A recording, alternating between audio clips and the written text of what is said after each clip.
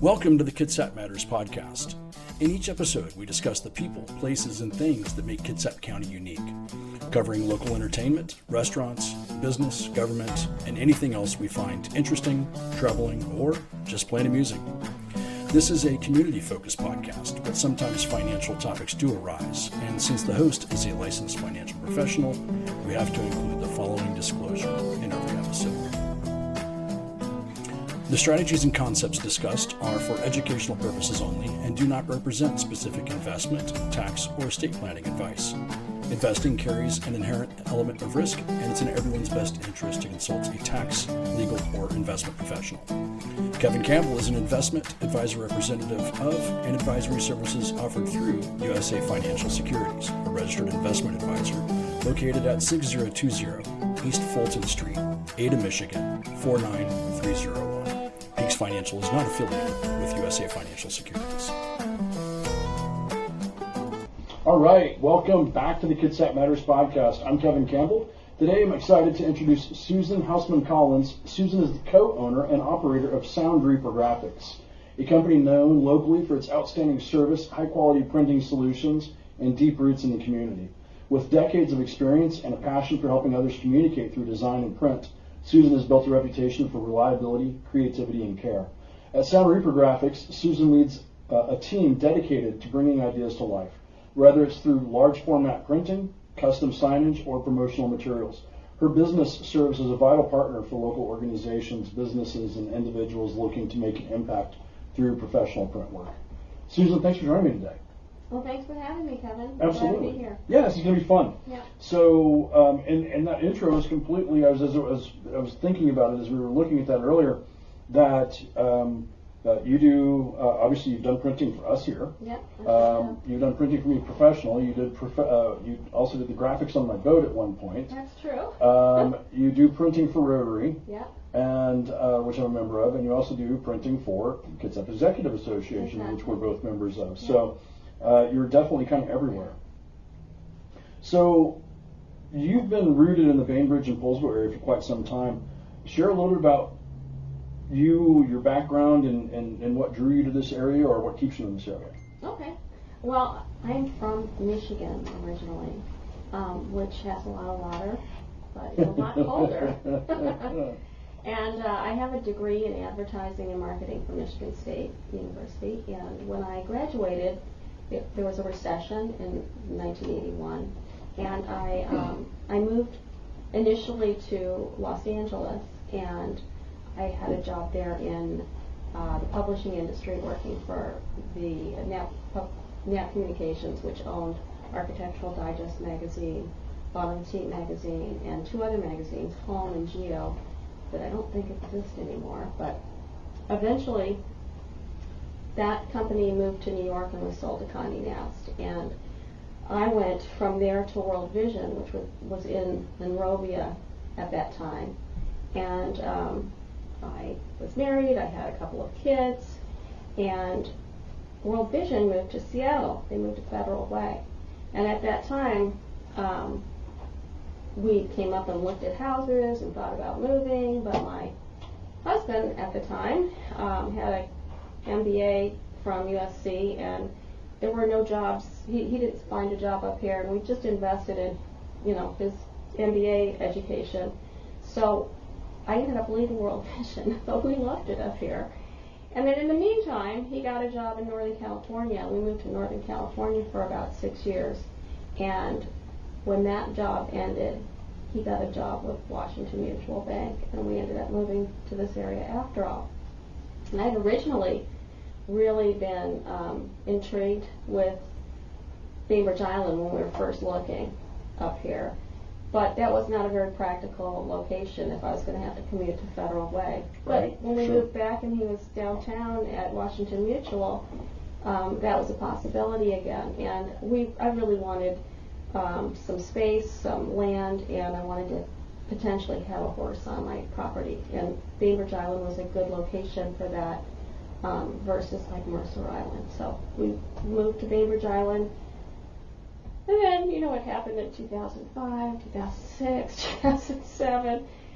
It was just a mess. And unfortunately, the first few years went really well, and we had bought 2.5 acres on Bainbridge Island. We were building a house, and then, the big WAMU mess happened, and he was out of a job, and our house was half built. So I went back to work for somebody that I'd worked for at World Vision, who owns Masterworks right here in Paulsville. And I worked there for about 7 years as an account executive. And then I moved to another company called Merkle that was downtown. But they're actually based out of Baltimore, and eventually they decided to close their Seattle offices. So after that, I was a stay-at-home mom, and in 2017, I split with my husband and got a divorce, and so I took the proceeds from our house, and I was 60, so I was going, how am I going to negotiate finding another career job? I had basically started at half my salary 3 times throughout my career, because I kept having to move and start over and take time off for kids. And so this time I took the money from my house, and I ended up buying half of Sound Repro Graphics with that money, and thus also my job. So I got myself a job and a business, and then at the same time my brother was kind of cleaning up my parents' estate, and I took the money from the sale of their house and bought a house in Paulsville. So Joe, my business partner, lives on Bainbridge. He's the other half of Sound Repro Graphics, and he is a founding partner. He was the original with his friend from, childhood, Rick Huggins. They started Sound Repro Graphics, but Rick always lived in Paulsville, and Joe lived on Bainbridge. So I ended up moving to Paulsville, and now I'm sort of the Paulsville store presence in this area. So I've been here on Bainbridge or in Paulsville since 2003. So my kids have basically pretty much grown up here. And I love it here. It's a wonderful place, isn't it? So much better than both Michigan and Southern California. So, did you have any entrepreneurs in your family before, or is this kind of a new venture into being an entrepreneur and a business owner? Totally new, and I would say not my personal style. I mean, I was very lucky to buy into an existing business and not have to start from scratch. Right. So I have a lot of admiration for entrepreneurs who just go out there and do it. It's a little bit daunting to not have any, built-in customers and everything. It is. So I tell you that the best definition I've ever heard of entrepreneur is someone who has absolutely no concept of the odds against them. Yeah, exactly. Yeah. So when you started your career was advertising, right? So you've always kind of been in the advertising world. Yes, advertising, but when I worked in publishing, I was in the circulation department, and it's a very data-based business. First off, you have to make rate base. You have to sell your declared number of magazines in order to substantiate the charges that you charge your advertisers. So, let's say you buy an ad in Bon Appetit magazine, you're buying 1,300,000 eyeballs, and the job of the circulation department is to make sure that over every 6 month period they do an audit, that you're meeting that rate base. So you're constantly balancing how many people are falling off your file, how many people have to come on your file, and we ran models to project our rate base forward like 2 or 3 years so that we could plan our direct mail campaigns and things like that. So that was very data-based. And then when I went to World Vision, it's a fundraising organization based on child sponsorship.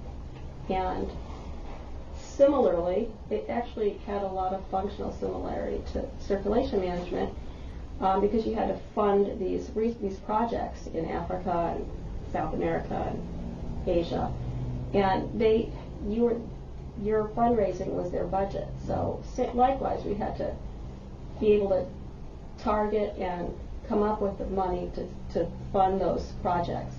So it was advertising, but it's really direct response advertising, which is very data-based. What, as making the transition, so you were in advertising, then years later you end up back in that world in the print business, which is still, it's very much advertising. Same, yeah. Right? What were some of the biggest challenges or surprises you had of suddenly going, okay, now I'm a co-owner of this business, I'm running a branch of this business.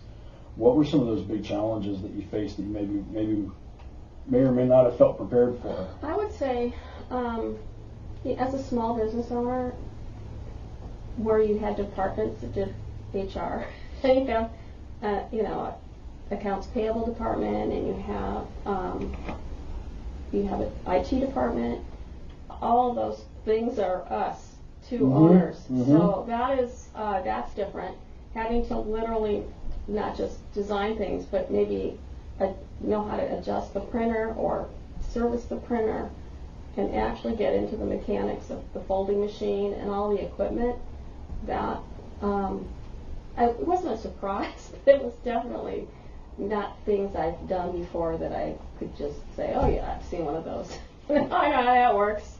I had an employee years ago who had come from a very large corporate environment. Yeah. And it was pretty entertaining. One day he comes to my office, he's like, hey, I need this and this and this. Who does that? Right. And I looked at him and went, You. Start shopping. I mean, I say that to my employees. They ask me, I'm like, I don't know. Yeah. Google it. We're going to have to figure out how to fix it. Yeah. So every day is a different challenge, let's just say. Yeah. Yeah, that's one of the unfortunate things sometimes as an entrepreneur, as a manager.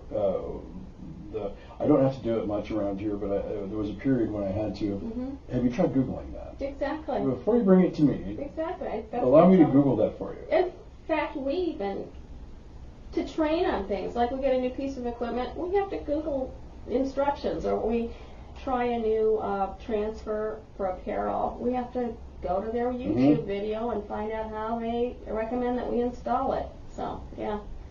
What's a fun or rewarding project or unusual project that you've worked on at Sound Repro? It's like, we had this crazy thing we had to do. So many. You're like just Monday through Friday?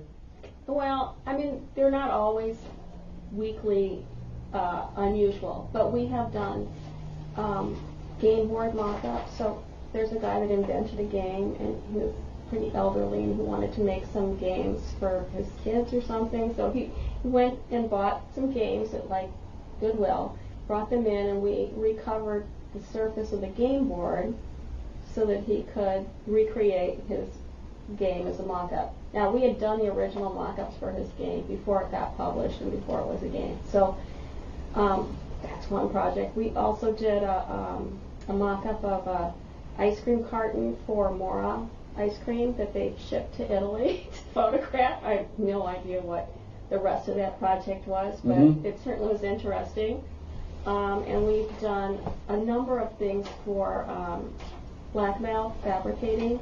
They do large sales exhibits in stores. So we did something for Solo Stoves where we printed all the parts.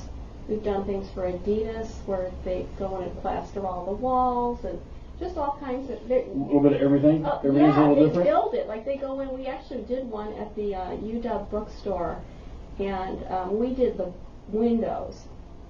But they came in and like covered all of the pillars and then painted them all purple. And they like built the whole department for the Adidas branded materials that was in that store, and we do parts of their stuff, so they subcontract to us the parts, the printing parts, and then they ship it all over the country and put it together in stores.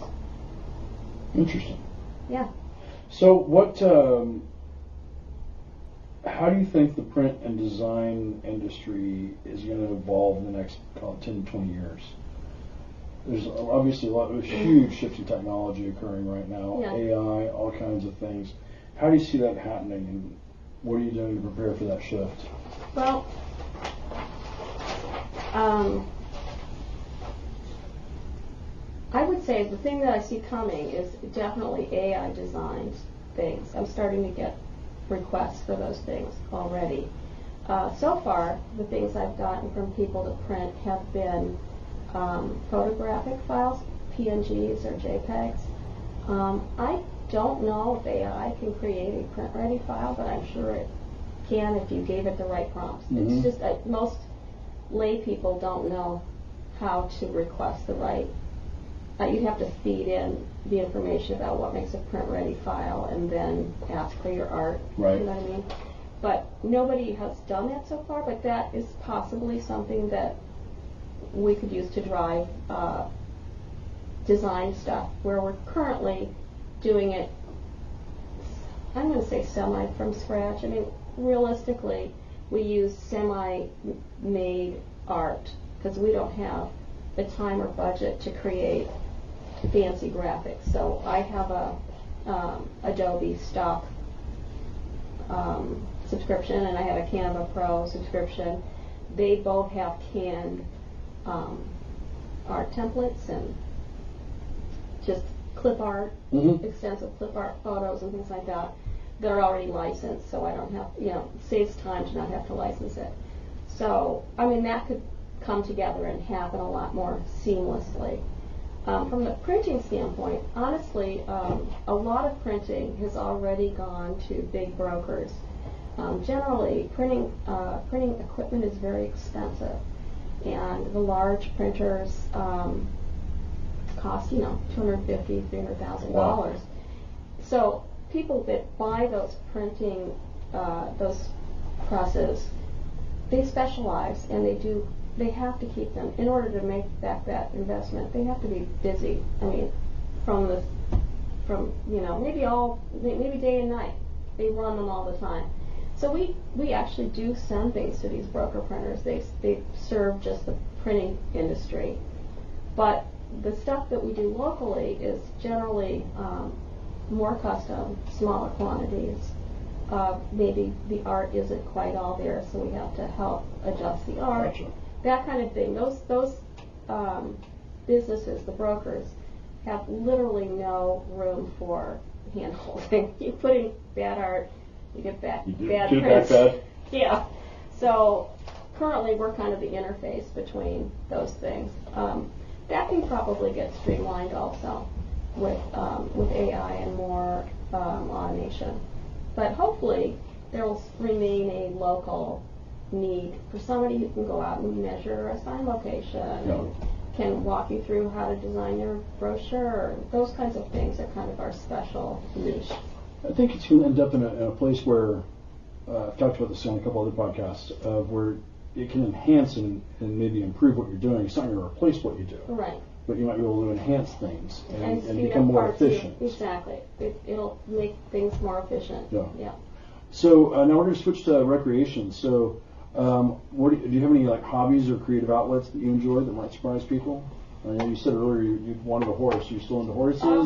Well, I can't afford horses anymore, but for a period of time I had a horse. My daughter had a horse. I was the district commissioner for the pony club on Bainbridge Island for about 5 years, and my daughter was pretty involved in pony club for, I don't know, probably 10, 15 years. She's actually now teaching pony club lessons here in Postville. Oh, fun. So it's kind of a lifestyle. It's a bit like maybe owning a boat, and you can fit it in your life or you can't fit it in your life. Yeah. But it takes a lot of space. It takes a lot of space, mentally, financially, and even from a time standpoint. So I'm not riding anymore, although I do really enjoy the horse shows and things like that. In fact, Sarah and I are going to go to one of the late September dressage shows on Bainbridge Island, which is always kind of a highlight of our horse season. And then I've always liked design and art. I don't do art in my free time because I have the time. That's kind of, I sort of thought that's what I'll do when I retire, but it's such a big part of my job that I really enjoy that part. Sometimes I do it after work. Like little jobs for people that probably I don't get paid enough for, but they're important to those people, like memorial programs or people's seating chart for their wedding, stuff like that that is fun for me to do because I like the design part, and I don't mind spending a little extra time on because I enjoy it. How do you stay connected with your community outside of work? Well, you're definitely in the community in work, right? We're kind of so much in the community in work. I mean, for example, I just did some signage for a couple that are opening a new gallery on Bainbridge Island out of their home, and they just sent me an invitation to the grand opening, which I'm going to go to. So a lot of times it sort of flows out of the things I'm working on, because I meet a lot of community members, and I also do a lot of work for their events, and sometimes I end up going to those events. We may sponsor something. We sponsor in some capacity a lot of galas and things like that, so I might get tickets to some of those things. And then, of course, because of what I do, I know a lot about what new businesses are opening, who's getting married, who died. Those things kind of flow through our store, so it's kind of a natural connection. That's actually pretty cool. Yeah. So now we're switching to the money side. So you mentioned your husband worked at WAMU at one point. Mm-hmm. So definitely the banking side. Does any of that roll over to an approach for you for managing finances as a small business owner? Or is it kind of ready, fire, aim, welcome to the... Well, first off, I mean, I bought into a business, and Joe was already the business owner along with Rick, and so he has a pretty solid understanding and opinion about where the business has been and where it would be going. And in some respects, I don't have any reason to not trust his instincts. I haven't observed that he's, not savvy about the market, or he understands our business very well. So in most things, we're pretty much in agreement on what we should be doing. Occasionally, he'd like to do more signs. Personally, some signs are not things I maybe know how to do by myself because they involve structural things like bracing and stuff like that. So, that wouldn't be my first choice, but it's a partnership, so we kind of both do things that are in the other person's wheelhouse, and I think we have pretty complementary skills. So when it comes to, I talk about this a lot these days with people, is the word retirement. Mm-hmm. And so for different people that means different things. Like I'm one of those don't really have a big plan on retiring. Right. What do you imagine stepping back someday? What's kind of your plan as as community business? Do you plan on staying involved in the business, staying involved in the community, or what does that look like for you? Do you think? Well, first off, a reality of our business as it is currently operating is that Joe and I are virtually the store managers in effect, and the owner-operators. So it's not a situation where, with our current staffing, we could just dial back. We have to find strong managers and be involved in a very different way. My funny thing was when I first approached Joe about buying out Rick, he was very surprised, first off, and second, I said to him, well, I'm about the same age, and at some point you're going to want to retire. And he's like, oh no, I'll never want to retire, which didn't seem realistic at the time. But in the meantime, I did buy out Rick, and now his wife retired, and he's like thinking maybe I'd like to be retired. So I'm pretty sure we will want to leave our business and I'd probably sell it. But we really would like it to remain the resource for the community that it is. So, I mean, that's important.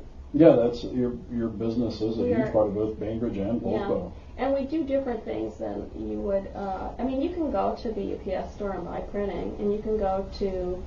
I guess I'm not sure Costco still does it, but there are printers that are franchises or parts of bigger companies. But you will. It's kind of like the point I made earlier about the broker printers. You can kind of get what you put in. There are people there to help you with your design, or check your work, or help you think through how to lay something out.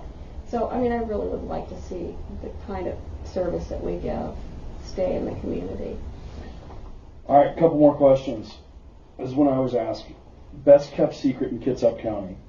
It could be a place, a business, a hike, a restaurant, a cocktail, a view from a hike, or, I mean, just anything you can think of in Kitsap County where you're like, this is pretty cool and people might not know about it. Okay, well, this is really mundane, but Sonia Divino has a cocktail that it has pear. It's like a pear cocktail, and it's delicious. I actually took a picture of all the ingredients and went home and replicated it. I think I just had a taste of that the other day. I think my wife ordered one. They're just delicious. I mean, there are probably other best kept secrets in Kitsap County, but that's exactly the kind of thing I'm looking for, though. Is like, okay, you got to go to Sonia Divino and try this cocktail, I really like. I sometimes think about, should I go there just to have that cocktail? Oh, and one other thing. What's that place called? TR Maupassant downtown. Have you gone in there yet? The guy the chef this there, is the new place down right on Front Street. Yeah, just past. He's also at Chocomo, but Maupassant is better than that, and it has they also have that chocolate place on Bainbridge, but it's really wonderful food and not busy. It's a wonderful place to have lunch. I'll have to try that. Try it. I keep forgetting it's there because they just opened up. Right? Yeah. Just like they've only been open a couple of months now, right? I've been there like 3 times, but partly because every time I drive there, there's a parking spot on the street right in front that a stupid large van can fit into. So it's like, this must mean it's time to have lunch there. It's calling me. So yeah, the other day I went by and there was no parking spot, so I didn't happen to stop for lunch. But little do they know that's the reason I do or do not come in. So, well, that's great. That's a good tip. I like that. So the pear cocktail at Sonia Divino. And anything. I haven't tried a lot at Maupassant, but I just think they're really cool. Awesome. Interesting. We'll have to go check that out. How can people connect with you and learn more about Sound Repro Graphics and the things that you do there? Well, a great way to start is to kind of browse around the website. Because I find that Which is where? At soundrepro.com. Soundrepro.com, okay. And I did the website, so I will take credit for not being up to date. But it does at least show a lot of what we do. And I can't tell you how many times people come in and they're getting one thing, and then I mention something, and they are like, wow, you do that too? People just do not know. They come in for shirts and they don't realize that we do business cards, or they come in for business cards and don't realize we do signs, or they don't know we do boats. I mean, that's many people have a boat, don't come to us thinking about boats. They're doing something for their family or their business.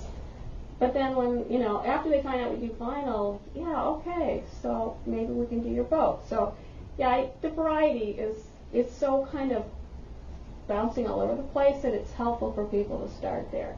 But besides that, I really appreciate it when people email me, send me what they've thought of so far, and then let me noodle that around and get back to them. Again, a lot of times people say, I need a banner, when what they really need is a core class sign, or they think they need, let's just say, mugs, but mugs are not, they just only need 12. So sometimes it's better to steer in a different direction if you only need, actually mugs isn't a great example, but promotional items, a lot of times people just want a few.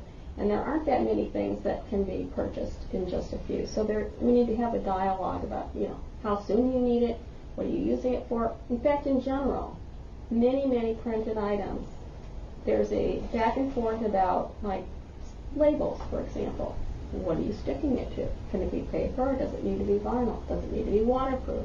Does it need to stay on something a long time?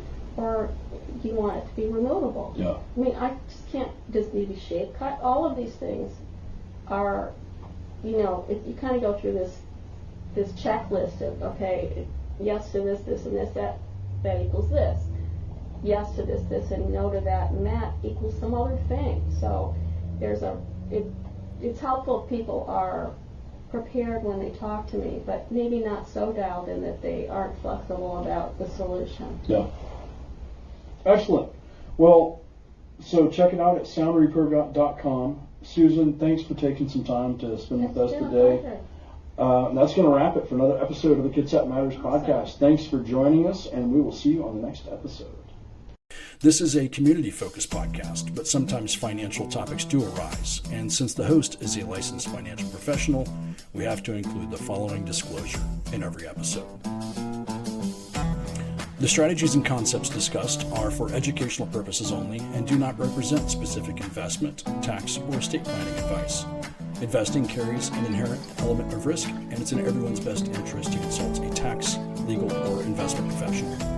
Kevin Campbell is an investment advisor representative of and advisory services offered through USA Financial Securities, a registered investment advisor located at 6020 East Fulton Street, Ada, Michigan, 49301. Peaks Financial is not affiliated with USA Financial Securities.